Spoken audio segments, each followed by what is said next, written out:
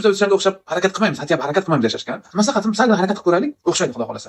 Men 3 barobar qimmatga ishlatdim-da, bir oylik xarajatim 4,5 mingga men qo'yiladigan ishni men 3 barobar qimmatga qildim 12 mingga. Zato men maza qildim, mashina tortish boshqacha bo'ldi, yurish boshqacha bo'ldi, o'zini sifat qilish boshqacha bo'ldi. Men o'zimni yaxshi his qilib boshladim. Sizlarga maslahatim sizlar ham ayamanglar o'zida. Agar boshladinglarki o'zingizdan, mashinangizga qilishdan, oilangizga ajratishgan pul ayadingizmi, sizdan baraka qochadi, sizga baraka kelmaydi. Sizda qo'lingiz, ikkita qo'lingiz bor ham, bittasini ochsangiz, bittasidan kirib, bittasidan chiqsin, sizda shunda pul ko'proq aylanadi, sizga baraka ko'proq keladi. Siz ikkita qo'lingizni mushlab mashaq o'tirsangiz, hech qanaqasiga sizda hech qanaqasiga baraka ham kelmaydi, sizda ishingiz ham ko'karmaydi, siz qayerda turganingizni o'sha yerda qolaverasiz. Orqa ketsa ketadi, ishingiz oldinga yurmaydi. Maslahatim bitta qo'lingizni ochinglar, bitta qo'lingizni mushlashanglar ham, bitta qo'lingizni ochiq qo'ying. Odamlarga ochiq qo'yinglar, odamlar bilan gaplashinglar, odamlar bilan savol javob qilinglar, odamlar bilan salom alaykum qilinglar. Qo'lingizni ochiq qo'ysin. Shuni aytmoqchi edim. Sizlar bilan Uyg'un Ro'ziboyev bo'ldi. Podpisatsiya qilib qo'yinglar kanalimga. Bundan ham yaxshi hayotiy tajribalardan, hayotiy gaplardan gapirib, sizlarga bilan ulashishga harakat qilib boraman. Kimga yoqsa agar like bo'lsanglar, yoqmaganlar eshitmanglar meni. Ko'pchilikka yoqmaydi, to'g'ri so'z tuqqanimga yoqmaydi. Yoqmasa agar eshitmay qo'yaveringlar. Men orqamdan faqat so'kmanglar iltimos. Tushunmadinglarmi meni gapimni? Prosta indamay o'tib ketinglar, to'g'rimi? Bizda shunaqada men o'zimni fikr bor. O'zingiz fikrlaringizda qolinglar, agar meni gapimni tushunmasanglar. Men o'zim fikrimda qolaman. Meni fikrimga erishganlar, men bilan dalish ketadi. Meni fikrimga qo'shilmaganlar